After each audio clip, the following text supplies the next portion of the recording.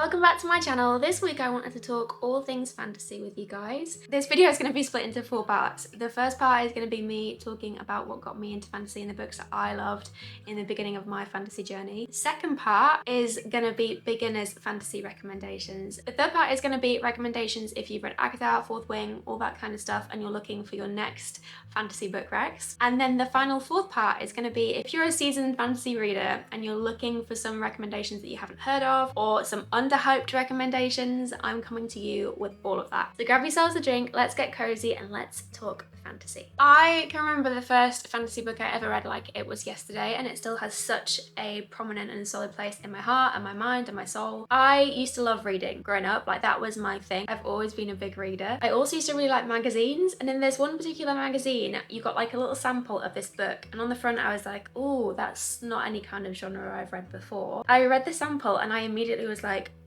I found my lane. I found my people. Like, this book is for me, made for me. I need to know more, and immediately asked if I could go to the shop and buy the physical copy of the book. And the book in question was Fallen by Lauren Kay. And this book today still has such a prominent place in my heart, in my soul, in my mind. I think about this book regularly, and I know that if I was to read this again today, it would still hold its weight. It would still be just as amazing as it was back when I first read it all those years ago. This series was about fallen angels, and when I think about it now, I don't actually read that many books about fallen angels. So if you guys have any recs that are angel based, I would love that, because that is a little bit of nostalgia for me, and it's also like my first love too. Another book that was in my early fantasy days was the Twilight Saga. This series, I can tell you exactly where I was when I read every single book in this series. And there was also a Ben & Jerry's flavour that I was obsessed with, and I would simultaneously be turning pages and scooping ice cream into my mouth and having the time of my life. And Amazon wasn't a thing back then, so you physically had to go to the shop to get the next book. And the thrill of like going to the shop in search of a book that you were just having the best time with was literally like no other feeling in the world. This series just hit different for me. Some other series that I loved and enjoyed when I was getting into fantasy was the Divergent series. I think everybody has heard of this series and has loved it, so if you haven't, this is actually really good too.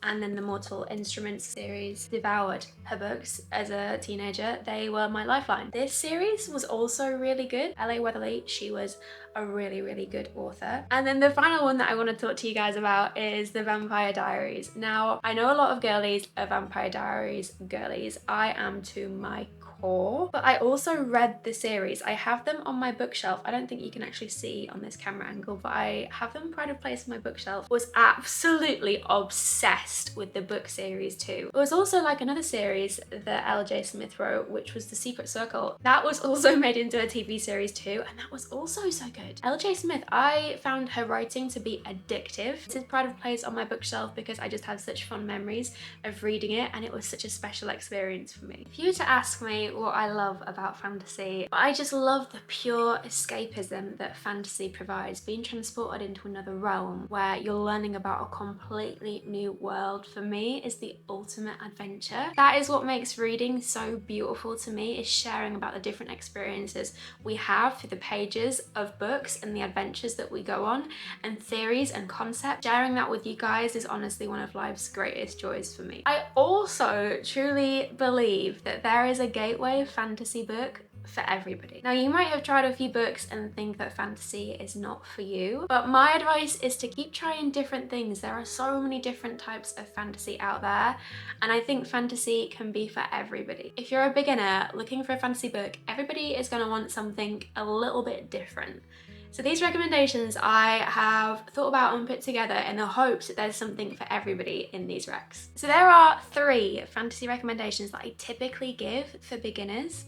The first one of those is ACOTAR. It's the holy grail. It's probably a lot of people's gateway fantasy books. In my opinion, I think this is the perfect gateway fantasy book. This is going to lead you on to the rest of the series, and the books get better as they go. A lot of people's favorite is book 2. People love book 3, and book 5 is also a favorite. My personal fave is book 5. If I was to rank them, it would go book 5, book 3, book 2, book 1, book 4. That is how I would rank them in terms of favorites. I do think it's a book of two halves. Like, the first half of the book is setting up the world, letting you learn about Farah and the characters. But then the second half, truly, the second half will grip you like there is no tomorrow. You will literally be like devouring every single page within the last half of this book. Some people get to about here and they're like, I don't know if this is for me. My advice is push through. Push through. Just get past the first book and I guarantee it will have you reaching for book 2. It's a no-brainer. Trust me, you'll get to the end of this book and be like, okay, there is no stopping me. This is my fantasy journey unlocked. Here we go. Strap yourself in.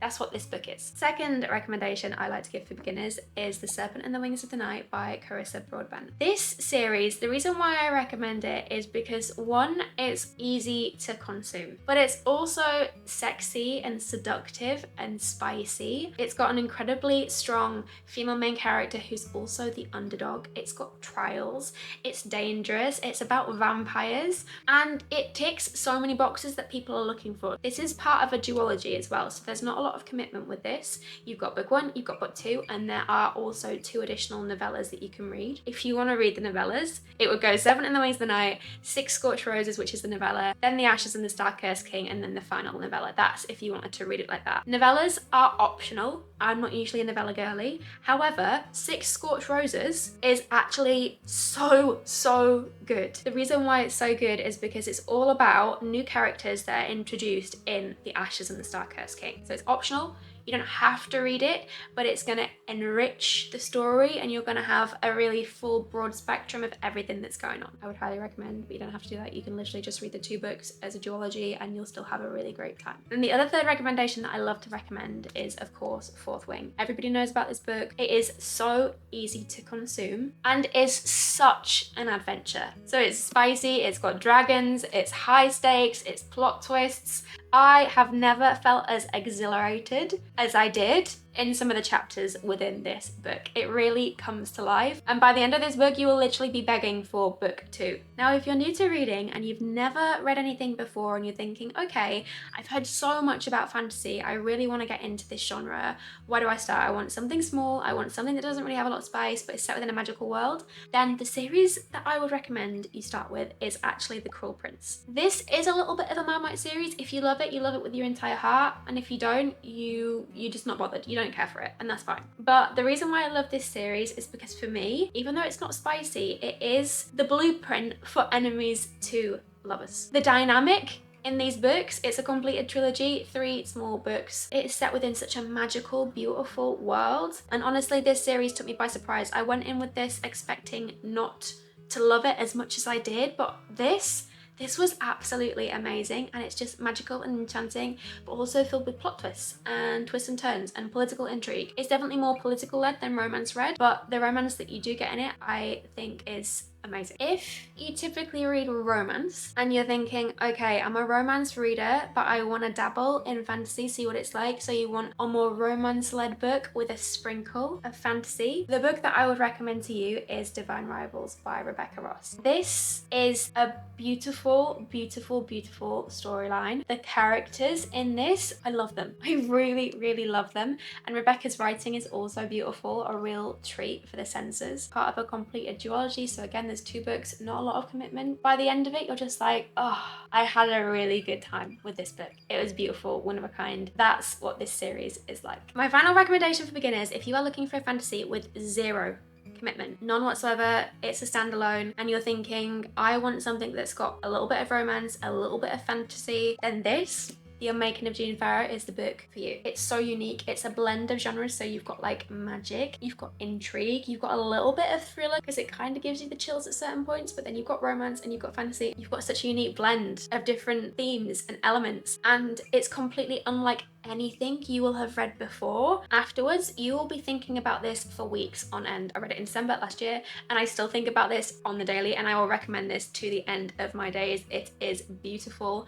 and complete perfection. Now moving on to the next part of this video, if you have read all of those books that I've just talked about, and if you've read all the big hitters like ACOTAR, Fourth Wing, Throne of Glass, all of those booktok classics, but you're thinking, what do I read next? These are the recommendations that I would recommend to you. First on the list, we have got A Court This Cruel and Lovely by Stasia Stark. Now this is a completed series made up of 4 books. This has got found family, it's got spice, it's got romance, it's easy to consume, you've got really fierce, strong females. This book is set within a world where when you're born, the gods take the power that you're born with in order to conserve it and to protect the kingdom from the evil fae. And then it follows a girl who keeps dreaming of this man with beautiful green eyes, only when she meets him, he leaves her for... and that's where the book proceeds from. It does get spicier as the books progress. It is just absolute romantasy perfection. My next recommendation is These Hollow Vows by Lexi Ryan. This is a completed duology. I absolutely consumed this book. It's so addictive. And it's about this girl who is stuck between 2 treacherous fairy courts and their seductive princes. It is a love triangle, so I know some people feel conflicted about that kind of thing. I personally love a love triangle. It keeps things interesting.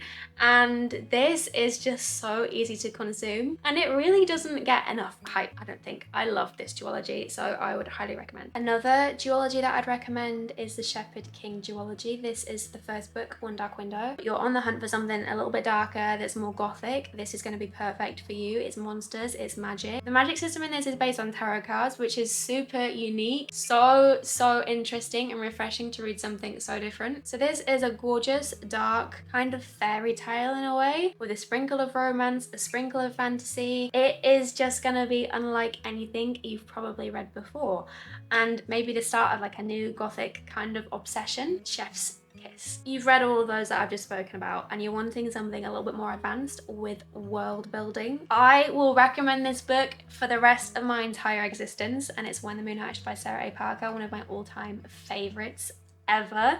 I can never say enough good things about this book. It is beautiful, but it's very heavy on the world building. So for the first 100 pages, I was in complete awe of the writing and the world she was creating, but I also was just finding my feet constantly. And it wasn't until like the 100-page mark, everything started clicking into place and I was like, oh, okay, this is all starting to make sense now. That's the kind of vibe, but it is so beautiful. And there were so many times where I was literally just reading this book and looking up like, oh, I cannot believe the world in which she has created and crafted. The romance is so beautiful. You've got 2 incredibly strong and independent main characters who I love and adore. Khan in this book is just incredible, different league of a book boyfriend for me. And then you've got dragons as well, and it's just like so rich and detailed and 3-dimensional, and honest to God, you are just completely transported into another world, and it is incredible. Another series that I love to recommend is The Plated Prisoner by Raven Kennedy. This is so addictive. It's a Midas retelling. When you're reading it, you're like, okay, this is different and interesting. And then you get to the end of the first book and you're like,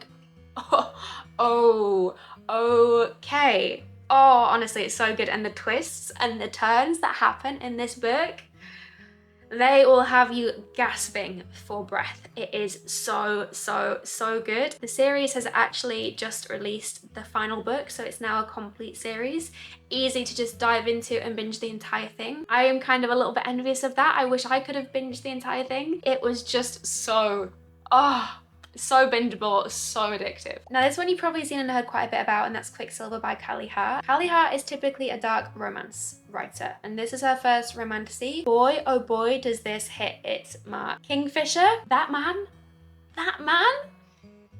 can do absolutely no bloody wrong. He's just a different level, a different league of a male character. This has also got such a super unique magic system, really adds to the world and makes it a different kind of romantasy than what you're typically used to. It's got fae and it's got vampires. It's spicy. You can tell that she's a dark romance writer typically. That really shows in the spice. I know that the audiobook from this has just been released, and all I'm going to say is that if you don't feel like reading this one, maybe listen to it on audio, because the audio sounds...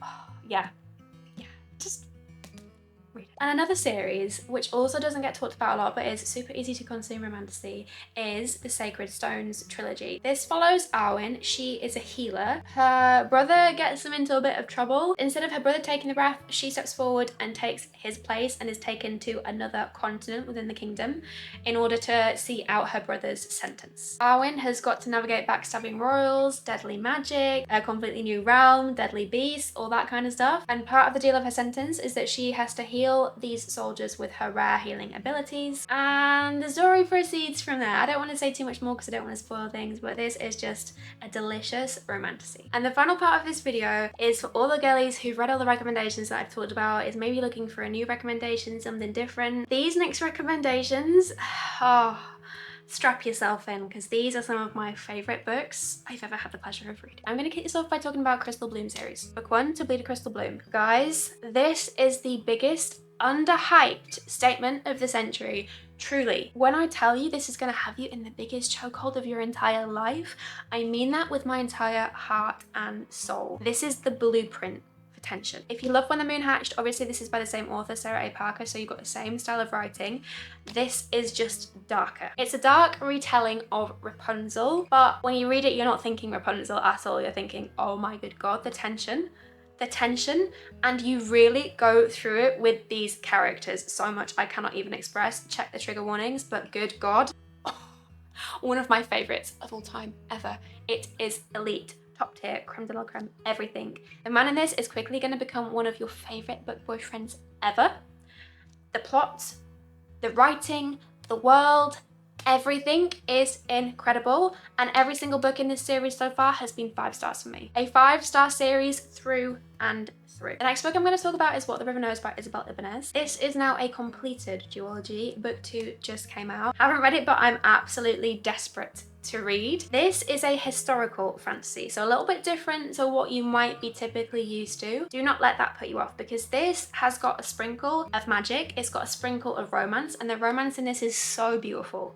Not spicy, but the romance is absolutely gorgeous. It'll have you just so intrigued, wondering where the heck this plot is going. The epilogue in this book will have you lying awake at night thinking, where did that ending come from? And immediately you will need book 2, and luckily it's out. This is literally the perfect time to read. A standalone that I have just recently read, which was 5 stars for me, is A Dowry of Blood by S.T. Gibson. This is dark and seductive, but also heartbreaking and emotive. And it's told from the perspective of one of Dracula's brides through letters. The concept in itself is so beautiful, the writing is gorgeous, and afterwards you'll be like, wow, what have I just read? That is the impact that this book will leave with you. A completed series that I really enjoyed that gave me similar vibes to Throne of Glass is the Lady of Darkness series. Now this is 5 completed books. This series follows 3 assassins, and together they make a formidable trio that is like feared across the continent. Gala, our female main character, is presented with an assignment, and if she completes said assignment, it will give her the one thing that she's always wanted, which is revenge for her mother's. Full of twists, turns, high stakes, plot twists, found family, and it is so good. Spicy, romance, everything. Yeah, great series. Another series that doesn't get enough hype and that doesn't get talked about enough is the War of Lost Hearts trilogy by Carissa Broadbent. So if you read Serpent and the Wings of the Night and you've loved that, immediately you are gonna have the best time with this series. I love this series in particular because that FMC has got vitiligo, and that for me is something that I don't see represented a lot in books, and I have vitiligo myself, so reading this I felt really seen and accepted and understood, which was great. Love that. She is such a fiercely strong female main character. She has never had any freedom, and the night that she tries to buy her freedom, a series of events unfold, and that means she then has to flee. And in the process, she leaves behind a best friend. Now, in order to go back and save her best friend, she ventures to the Orders, which is a place filled with the most magical people in the world. But in order to join their ranks, she has to complete an apprenticeship with the grumpiest of grumpy sunshines that there is. It is such a gorgeous trilogy. Crescent City. I adore this series with my entire heart and soul. This series will live rent-free in my mind forever. I feel like this is a series which is the equivalent of a blockbuster movie. The twists and turns in this will blow your freaking mind. Yes, the first couple of 100 pages is world building, and you might think nothing is happening, but this is setting up the scene for you in ways you cannot even begin to imagine. You'll experience plot twists in this book and you will think it will never get better than that, and then it does. The plot twists just truly keep on coming and will continue to blow your mind. This is an adult fantasy. So the other two series that she's got are not really classed as adult. This is adult, this is spicy. Just read it. Please, please, truly, from the bottom of my heart. This series will become your complete hyperfixation and you would not have it any other way. It is gold. Truly, truly gold. But I would definitely recommend to read this series third. So I would recommend to read ACOTAR first, Throne of Glass, and then leave this one for third in order to give yourself the best experience of the Sarah J Maas books. Do not start with this first. If you're new to Sarah J Maas, you will ruin the series for yourself. Read this last. Another book that I absolutely adored was A Study in Drowning by Ava Reid. Check the trigger warnings. It is darkly romantic. It's dark academia. It's a standalone. I don't think this will be for everybody, but if you haven't read it, definitely give it a try. I did try and read another of Ava Reid's books, which was Juniper and Thorn, after I read this, and I didn't like it. So if you've read Juniper and Thorn and think that wasn't for me, so I'm not going to read this, go into this with an open mind, because this was unlike anything I've ever read before, but one of my all-time favorite dark academia reads I've ever read. And finally, the last book I'm going to recommend to you is not fantasy. It's actually sci-fi, but oh my god, this is a masterclass in sci-fi, and it is the Red Rising series. It's definitely not for beginners. I've read the first 3 books of this series and I had the best time. Book 1 is a lot of world building, and initially I was like, I don't know if this is for me, but you get past the first 100 pages and you're like, this is so for me. This is so for me that I don't even know who I am anymore. That's the kind of vibe that you're gonna have with this series. Loved it, read it. It's a must. So that is my guide to fantasy. Quite a lot in there. Hopefully something for everybody. If you have got any fantasy recommendations that I haven't covered in there that you think I would really enjoy, please, please, please let me know in the comments. I am always needing good fantasy recommendations. I hope you enjoyed this video. Please don't forget to hit like and subscribe so you don't miss out on any future videos. And I will see you at the next one.